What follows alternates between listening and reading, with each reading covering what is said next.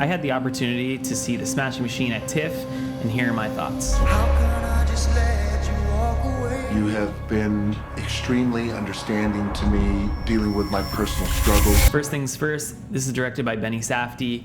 This is the first time that he's kind of alone in directing something. He also wrote this film. So yeah, it's starring Dwayne Johnson, Emily Blunt, and it's got a cameo from Mark Kerr, who the biopic is about. If you don't know who Mark Kerr is, he's a UFC fighter and kind of a pioneer of the sport. When it was kind of illegal in America, it was taking place in Japan. And so this film kind of follows Mark Kerr's story from the beginning, when he's like kind of already in the middle of being like a, the best fighter ever. He's never lost a match kind of thing, which is kind of cliche in the boxing, movie kind of world. Dwayne Johnson kind of knocks this role right out of the park. It helps that he was kind of unrecognizable with his prosthetic makeup on to kind of make him look like Mark Kerr. There's no way, I can't ride that. Why? Why? Because my tummy. You know what that would do to my tummy. I would get sick everywhere. No, it's about perspective. I thought that really helped him get into character. The audience didn't really think he did a great job. I think completely different. I thought this is probably one of the greatest roles The Rock has ever done. And he actually really sounded like Mark Kerr. If you go back and look at interviews of Mark Kerr, The Rock really, sounds like him. The film has like a typical Safdie brothers kind of score, lots of weird like synth noises and jazz music, similar to like Good Time and Uncut Gem. The artist who scored this film is Nala Simfro, and I think she's absolutely amazing.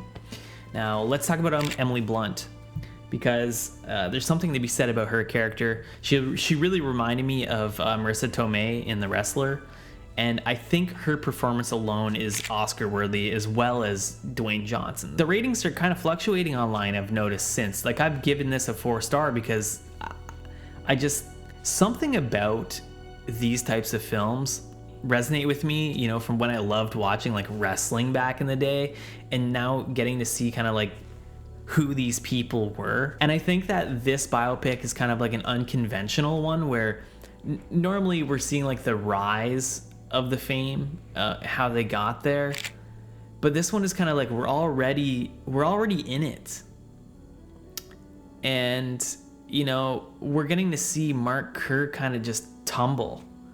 And he's getting into drug addiction, which is very cliche of these films, but it's real life. It's what actually happened to Mark Kerr. His success isn't from winning at the end. It's not from winning these fights. And it's also about knowing like when to quit. Like, not quit, but like when your body's had enough. It goes to show like how much these people put into their bodies. I think the direction that Benny took this film was very powerful. He recreated like cinema verite kind of style things with VHS to make it feel like we were back in the day. He also shot this entire film on 16mm and blew it up to IMAX. And I believe he shot a few scenes of this on IMAX.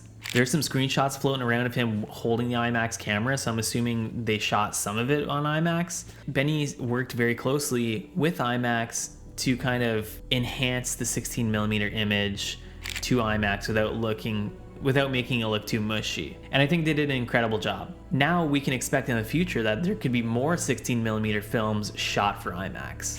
So this is kind of revolutionary in a sense. And hats off to Benny Safdie. Like, I love that he's being innovative and trying new things. And I also love that he's filming stuff in Canada. The Smashing Machine comes out to theaters in Canada October 2nd. So if you get a chance, get those tickets and go and watch this film and support, I guess, what you can call indie film, or like a small studio film. If we don't support these kind of films, we might not get more of these films in the future. Probably looking at my eyes. How did that happen? Well, have you ever heard of the Ultimate Fighting Championship, the UFC? That's the bloody thing they're trying to ban. This guy is the best he has ever seen.